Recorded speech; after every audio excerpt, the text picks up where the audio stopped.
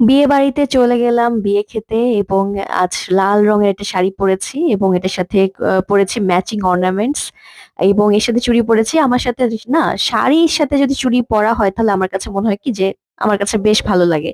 আর মেয়েদের না অর্নামেন্টস এ খুব ভালো মানায়। তো আমি সবার ফার্স্টে গিয়েছিলাম, গিয়ে দেখি মাশাল্লাহ বিউটিফুল একটা ব্রাইড ছিল এবং ওখানে ফটো সেশন চলছিল অন্তির।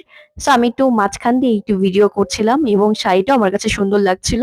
কারণ অনেকে বিয়েতে না লাল শাড়িটা স্কিপ করে হোয়াইট কালার বা অন্য কালার পরে, যেটা আমার একদম ভালো লাগে না। আরে বাবা, বিয়ে মানেই তো লাল রং। লাল রঙের চেয়ে কি অন্য কোনো শাড়ি ভালো লাগে? আমার কাছে তো একদমই ভালো লাগে না।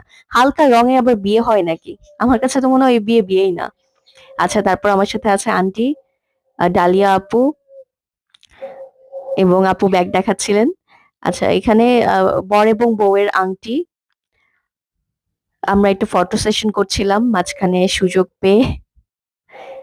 তো এই তো, ব্যাকগ্রাউন্ডটা বেশ সুন্দর লাগছিল।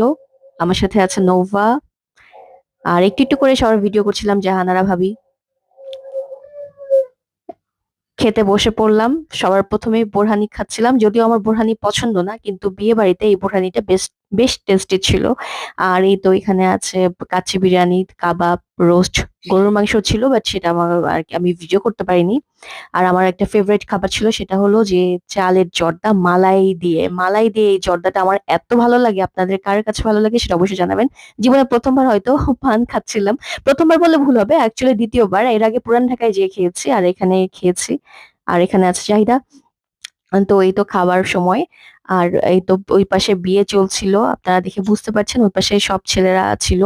তো যার কারণে আমি ওইভাবে করে কাছে যাইনি, দূর থেকে আমি ভিডিও করছিলাম।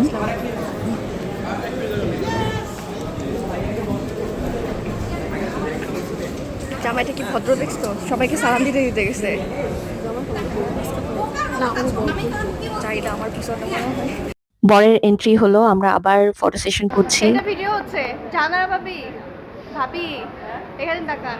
ভিডিও ভিডিও এই যে আজ ছিল আমার ফাইনাল লুক। সো আজকের প্রোগ্রামটা কেমন লেগেছে, ভিডিওটা কেমন লেগেছে, অবশ্যই সবাই কমেন্ট করে জানাবেন। সবাই ভালো থাকবেন, সুস্থ থাকবেন, আল্লাহ হাফেজ।